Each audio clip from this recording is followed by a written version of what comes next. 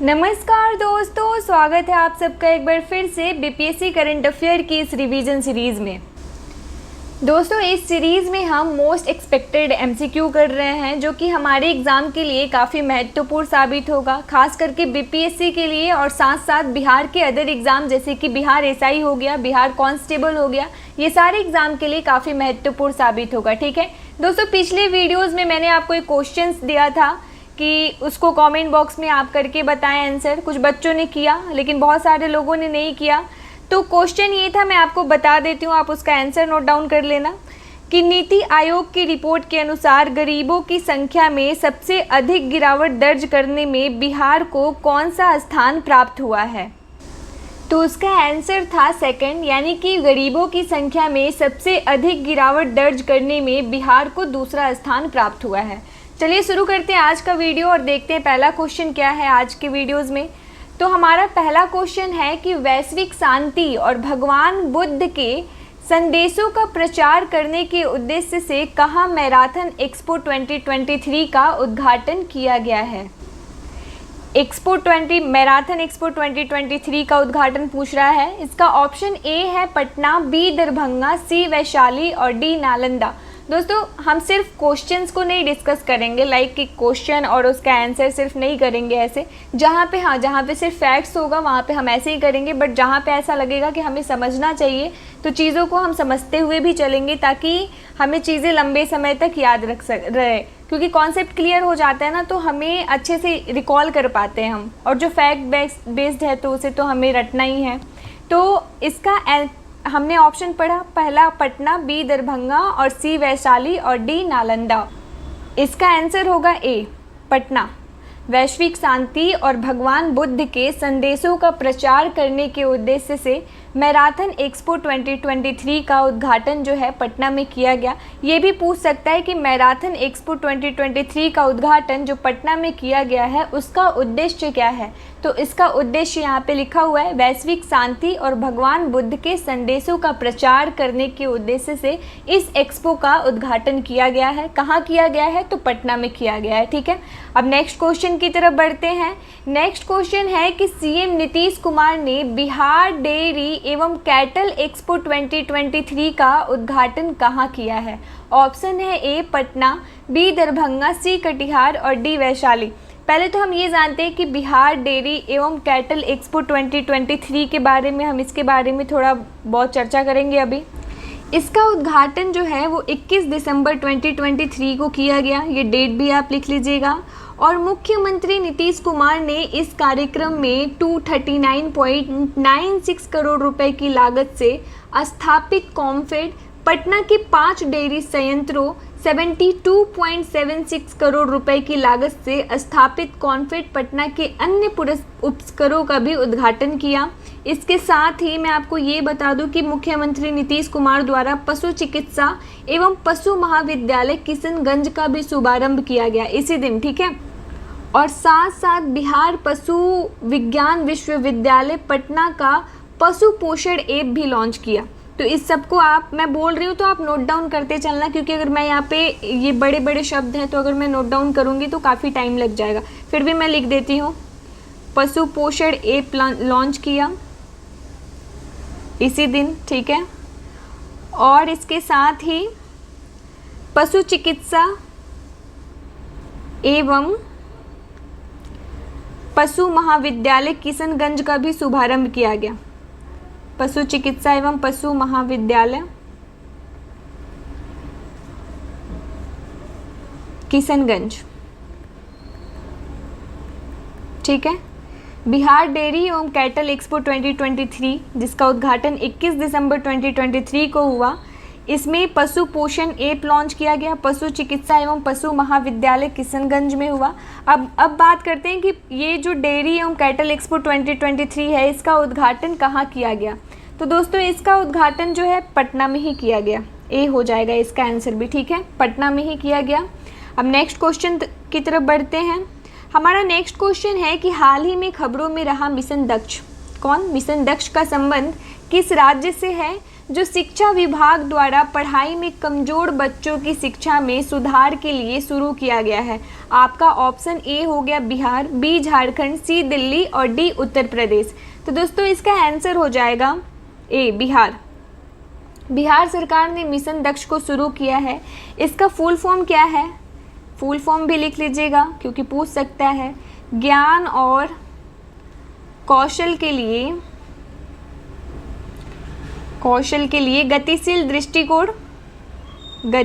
दृष्टिकोण, ठीक है।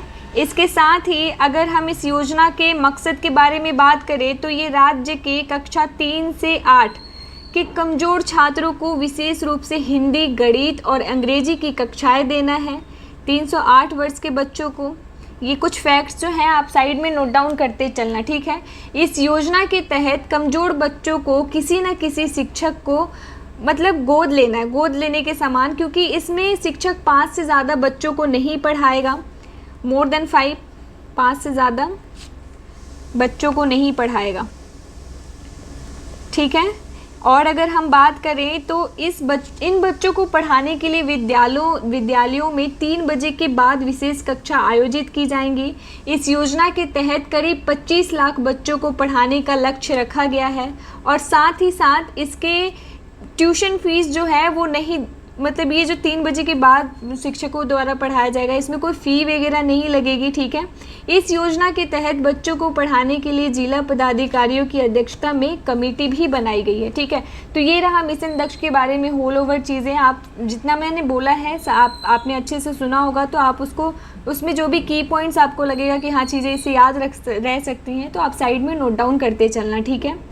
आपको क्या लगता है ये योजना सफल हो पाएगी? आप कमेंट बॉक्स में ज़रूर बताना क्या लगता है आपको, ठीक है। नेक्स्ट क्वेश्चन है कि विदिशा मध्य प्रदेश, विदिशा कहाँ है? मध्य प्रदेश में है। 23 से 27 मार्च 2024 तक आयोजित 45वीं जूनियर बालक नेशनल हैंडबॉल प्रतियोगिता में पहली बार बिहार की टीम ने कौन सा पदक हासिल किया है? आपका ऑप्शन ए ताम्र पदक, बी कांस्य पदक, सी रजत पदक और डी स्वर्ण पदक। इसका आंसर हो जाएगा बी कांस्य पदक। 45वीं राष्ट्रीय जूनियर बालक हैंडबॉल प्रतियोगिता का इसमें बिहार ने कांस्य पदक हासिल किया और दिल्ली ने मध्य प्रदेश की टीम को हराया। ये भी ध्यान में रखिएगा आप कि दिल्ली ने मध्य प्रदेश की टीम को हराया, चूँकि मध्य प्रदेश में ही आयोजित हुआ था। तो ये पूछ सकता है कि इसमें मध्य प्रदेश को कौन से राज्य ने हराया, तो दिल्ली ने हराया, ठीक है। ये तो था 45वीं जूनियर बालक नेशनल हैंडबॉल प्रतियोगिता। अगर हम बात करें 45वीं जूनियर बालिका नेशनल हैंडबॉल प्रतियोगिता का आयोजन कहाँ हुआ था, तो इसका आयोजन हुआ था बिहार के सारण में। ये ध्यान में रखिएगा, बालिका वाला जो है वो सारण में हुआ था, ठीक है। और आप मुझे ये बताओगे कि इस बालिका ये नेशनल हैंडबॉल प्रतियोगिता में बिहार ने कौन सा पदक इसमें हासिल किया था, या किया था भी या नहीं किया था, ठीक है। अब नेक्स्ट क्वेश्चन देखते हैं कि हाल ही में बिहार का 112वां स्थापना दिवस मनाया गया है। बताएं कि 2011 की जनगणना के अनुसार बिहार का कौन सा जिला सबसे कम साक्षर है?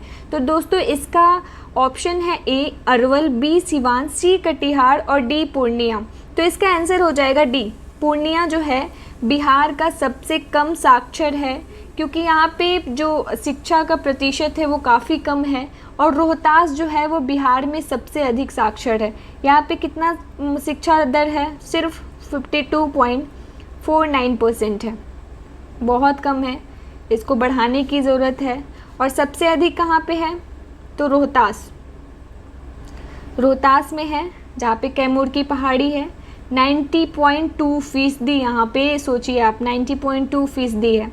इसके बाद सेकंड नंबर पे है पटना, जहाँ पे 89.2% शिक्षा दर है, ये भी सही है। और फिर भोजपुर आता है इसके बाद से थर्ड पे। हमें फर्स्ट, सेकंड, थर्ड कम से कम पता होना चाहिए कि कौन सी जिले हैं शिक्षा दर के मामले में, सेक्स रेशियो के मामले में, ये सब पता होना चाहिए। और सबसे लास्ट में कौन है? तो पूर्णिया है, ठीक है।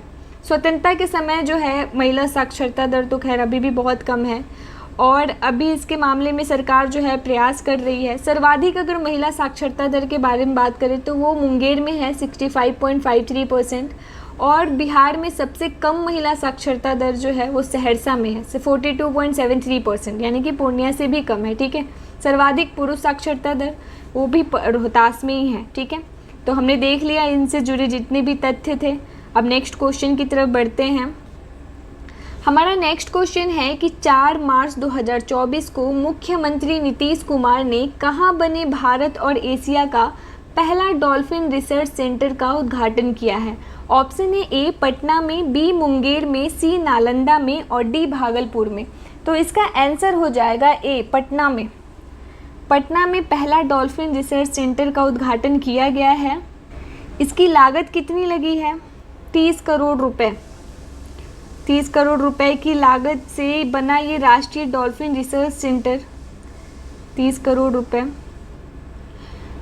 पटना यूनिवर्सिटी कैंपस में गंगा के किनारे बनाया गया है, जो स्टूडेंट्स और रिसर्चर को मीठे पानी की डॉल्फिन, विशेष रूप से गंगा में जो पाई जाने वाली डॉल्फिन है, उनके व्यवहार को समझने में मदद करेगा। ठीक है, दरअसल ये 2020 में ही इसका शिलान्यास कर दिया गया था। शुरुआत में इससे बनाने का लक्ष्य 2022 तक रखा गया था, लेकिन इसे बनने में काफ़ी विलम्ब हुआ। ठीक है, अब नेक्स्ट क्वेश्चन देखते हैं। मुख्यमंत्री नीतीश कुमार ने बिहार में कार्बन उत्सर्जन में कमी की रणनीतियों पर मसौदा रिपोर्ट जारी की है। रिपोर्ट के अनुसार कब तक शुद्ध शून्य कार्बन उत्सर्जन प्राप्त करने का लक्ष्य है? ऑप्शन है ए 2070 तक, बी 2060 तक, सी 2040 तक और डी 2030 तक। तो इसका आंसर हो जाएगा ए 2070 तक। मुख्यमंत्री नीतीश कुमार ने बिहार में कार्बन उत्सर्जन में कमी की रणनीतियों पर शुद्ध शून्य कार्बन उत्सर्जन प्राप्त करने का लक्ष्य किया है। कब तक? 2070 तक। ठीक है, फैक्ट बेस्ड है, इसमें कुछ समझने लायक नहीं है, बस हमें याद रखने की ज़रूरत है चीज़ों को। ठीक है, नेक्स्ट क्वेश्चन देखते हैं। नेक्स्ट क्वेश्चन है कि 12 मार्च 2024 को प्रधानमंत्री नरेंद्र मोदी ने वीडियो कॉन्फ्रेंसिंग के माध्यम से अस्थावा रेलवे स्टेशन का लोकार्पण किया है। बताएं कि यह बिहार के किस जिले में अवस्थित है? ऑप्शन है ए सीतामढ़ी, बी नालंदा, सी मुंगेर और डी जहानाबाद।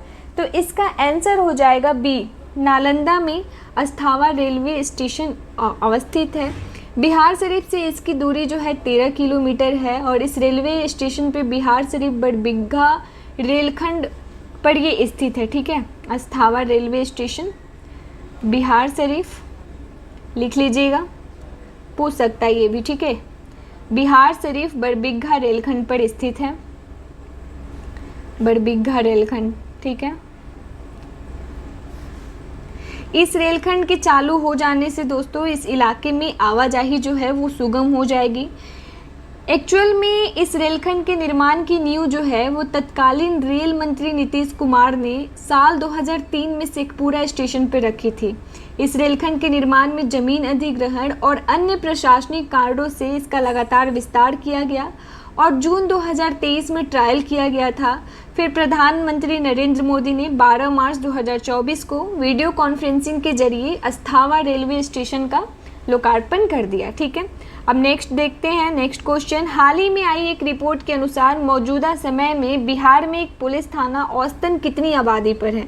तो इसका ऑप्शन है ए 25,000, बी 50,000, सी 75,000, डी 1 लाख।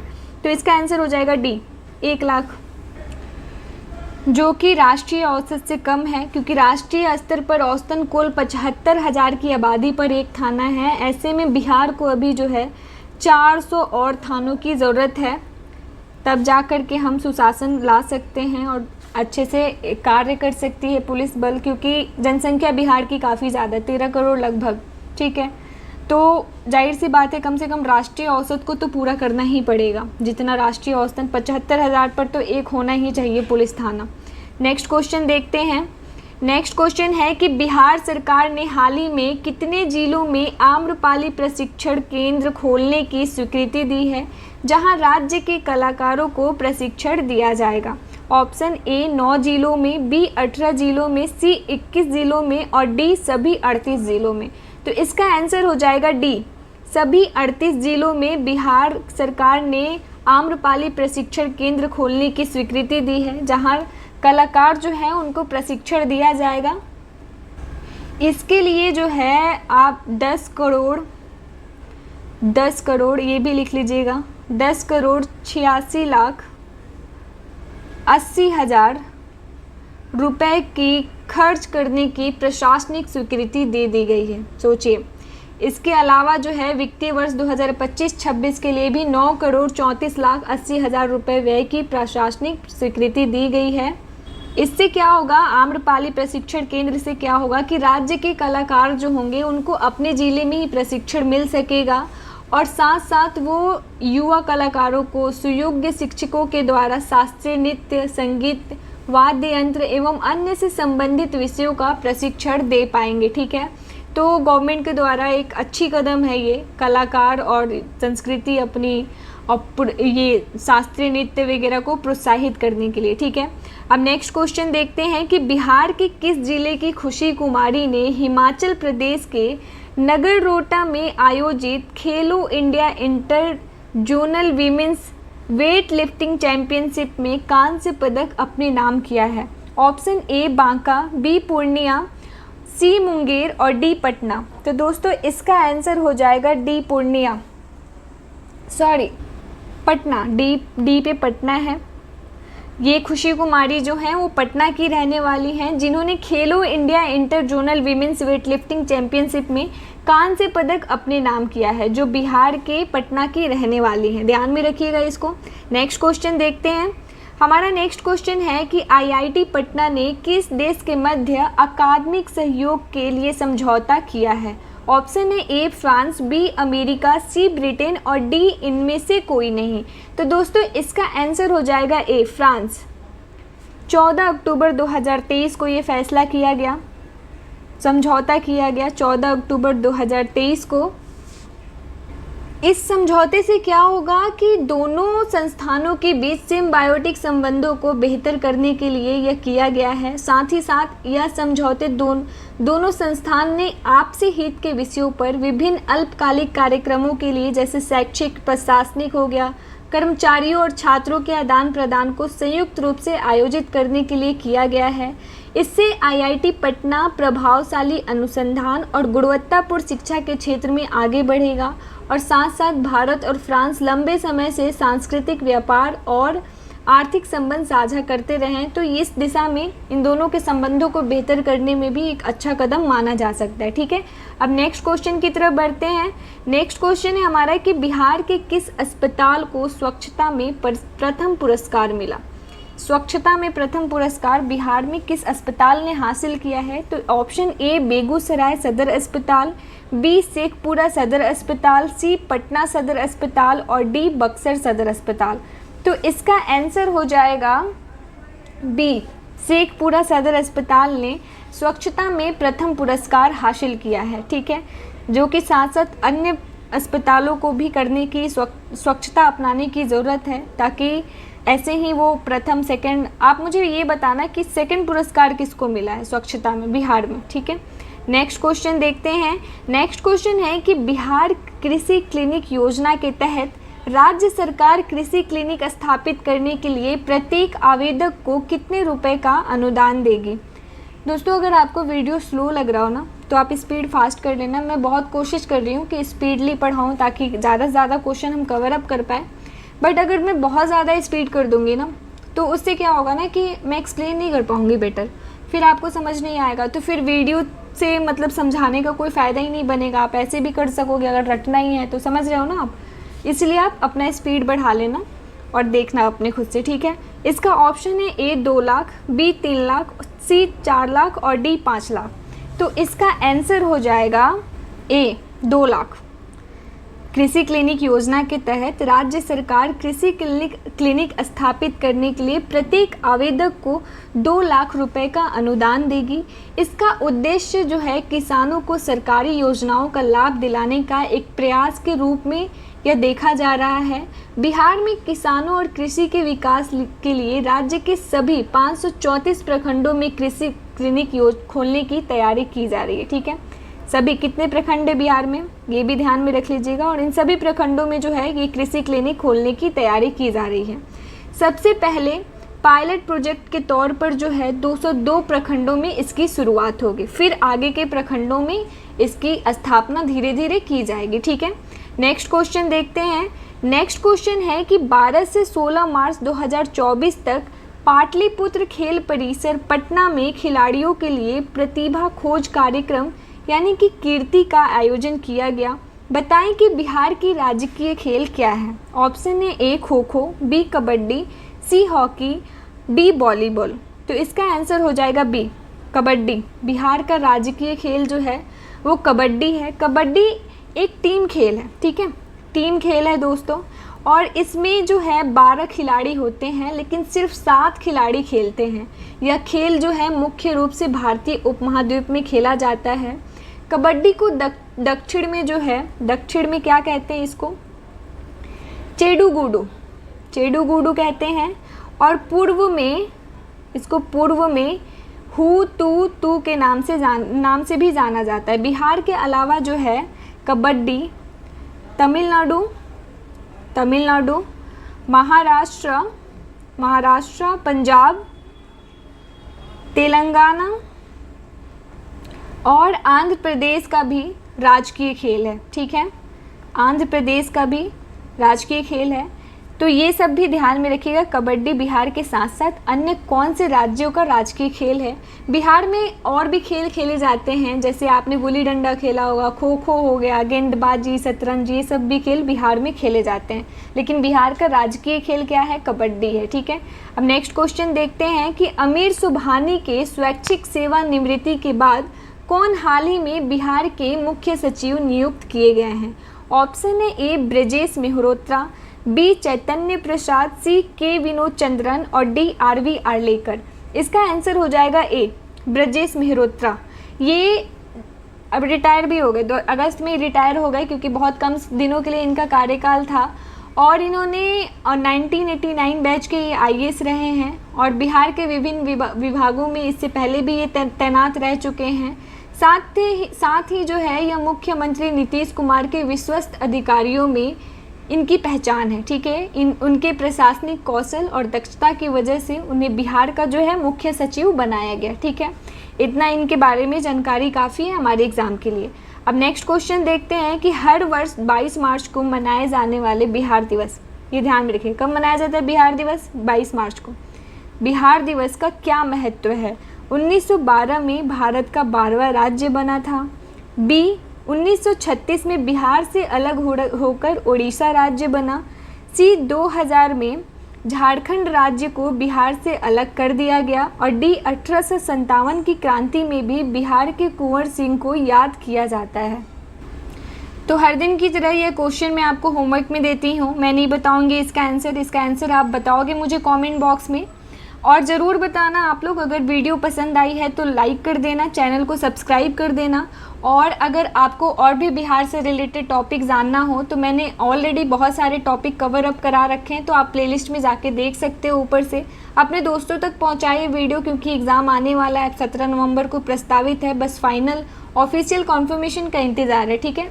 तो आशा करती हूँ आज की वीडियो आपको पसंद आई होगी, और पसंद आई है तो लाइक शेयर और सब्सक्राइब ज़रूर करें। मिलती हूँ मैं नेक्स्ट वीडियो में आपसे, तब तक के लिए ध्यान रखिए, धन्यवाद।